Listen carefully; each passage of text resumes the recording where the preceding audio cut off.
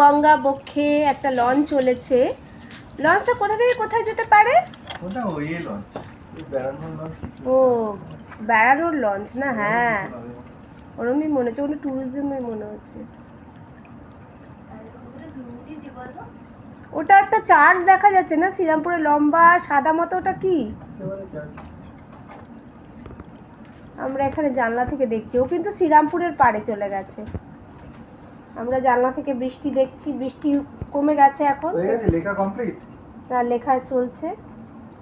আর একটা লঞ্চ যাচ্ছে দেখলাম। তুমি আঁকাগুলো করে দাও। দেখা যাচ্ছে পিউ যেখানেই যায় ওর একটা পড়ার ব্যাকআপ থাকে, আমারও কিছু পড়ার ব্যাকআপ থাকে।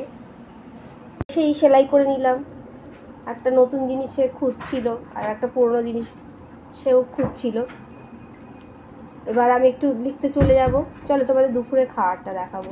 দেখতে পাচ্ছ স্যালাড, ভাত, ডাল, পাঁপড়, শুক্তো, এটা কি? আলু পোস্ত, আলু ভাজা, মাটন, চাটনি আর পমফ্লেট। এই হচ্ছে মেনু।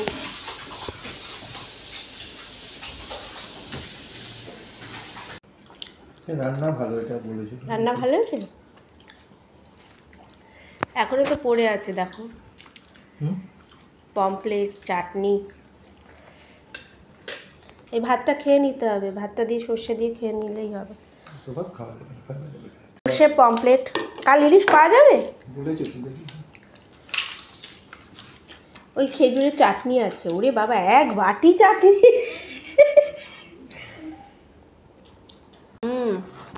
পমফ্লেটটা ভালোই। অর্ডার দিয়েছিস তাই এত খেতে পাচ্ছি। তোর বাবা অর্ডার দিলে তো স্যালাড আর মাংস খেত।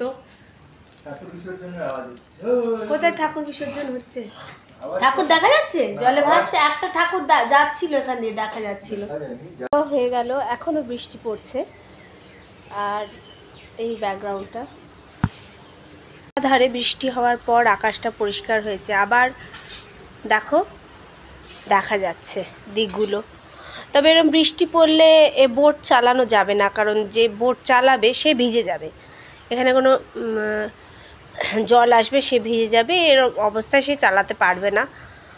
প্রাকৃতিক যদি স্থিরতা না থাকে তাহলে বোট চলবে না। শরতের আকাশ লাগছে না।